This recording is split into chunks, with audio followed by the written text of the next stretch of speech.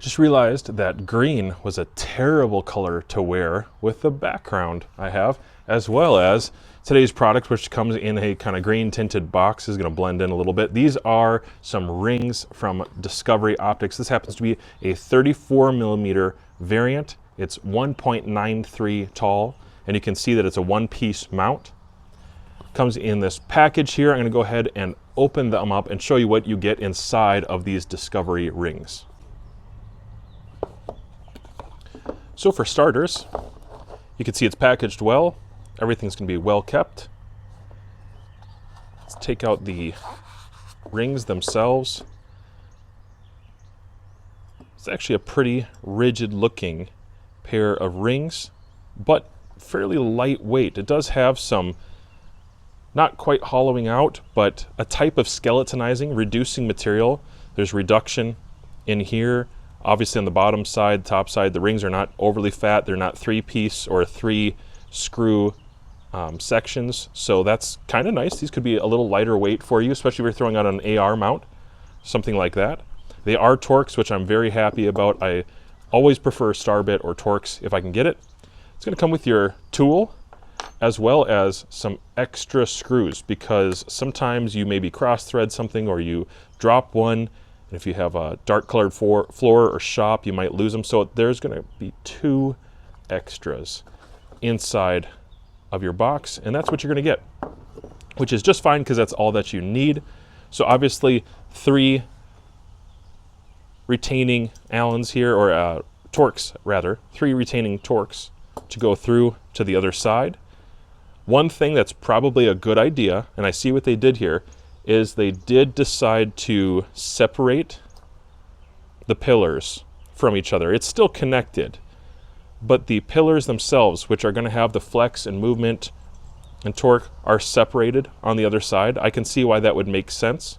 You could even see that making sense on this side to some degree if you wanted to do it that way, but this looks like it's going to work just fine, and it does have the pertinent information on there. Let me bring it in a little closer. So this is good. I think this is an excellent addition to their rings. It says 30 inch-pounds. They're letting you know what is safe to torque these down to, and that's what you should be doing.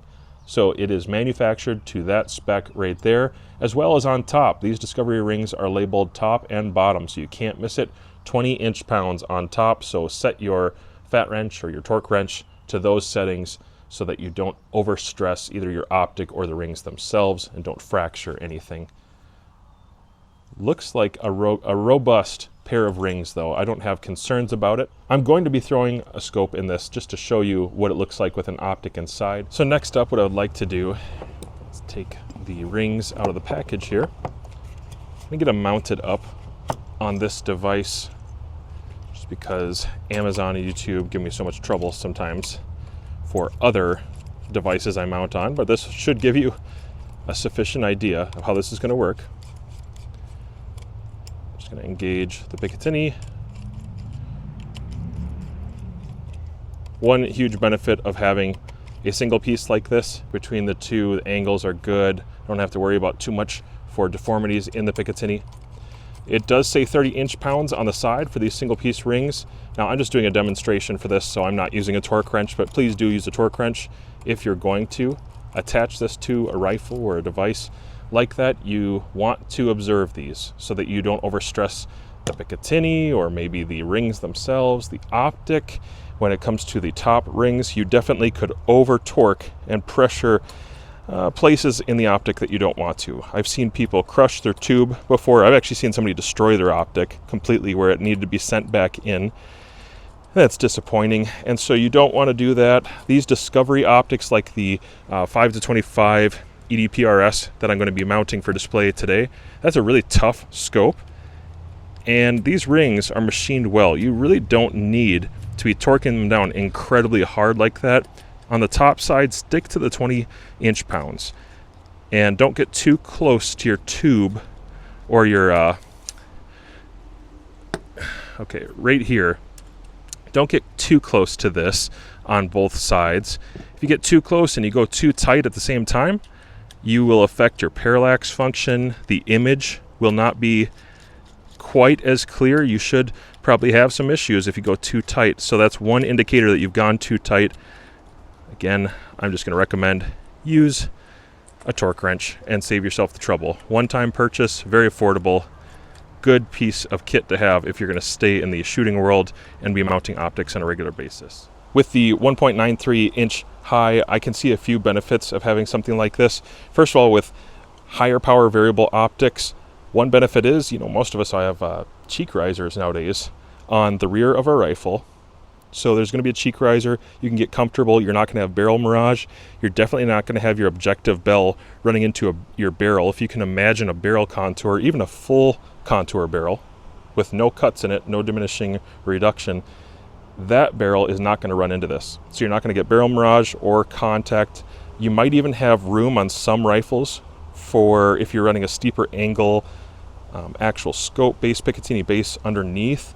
You might have room to fit the 56 in there and have your chassis, if you have night vision hood or anything enclosed on the front end, you might have room running on something high like this. Again, you'll need a cheek riser in the rear to make that work, which most of my rifles and most modern rifles can accommodate that, no problem at all. Another advantage, if you're not running something like this EDPRS from Discovery, but maybe one of their 34 millimeter 1:8, 1:10 variants, something like that, you have a nice high set of rings that's natural to look through with an MPVO or an LPVO, so you don't have to cram your neck down and get uncomfortable. I think this height is going to work for most setups, unless you're trying to keep a really low profile. Then obviously look at some of the single piece rings that Discovery also sells. When you install your ring tops, you'll notice that they have numbers on them. And what I would do, if I had my fat wrench with me, is I would go 1, 2, 1, 2, 3, 4, 3, 4. I would go back and forth and make a pattern so that I'm not over torquing one side or the other. And that's an important thing because you don't want to have the scope move on you as you're tightening it down. If you only did one side and not the other, you would actually get the scope to move on you a little bit.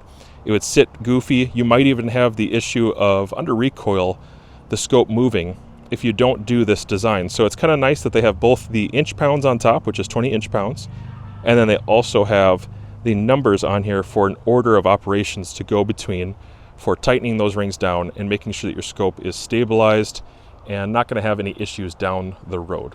So if you like those, you can check out my link down below.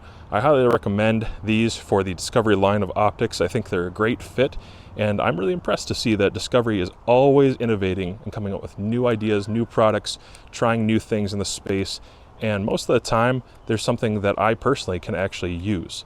So if you like that, go ahead and like, share, maybe subscribe if you haven't subscribed already, and check out some of these videos if you're curious about more Discovery optics.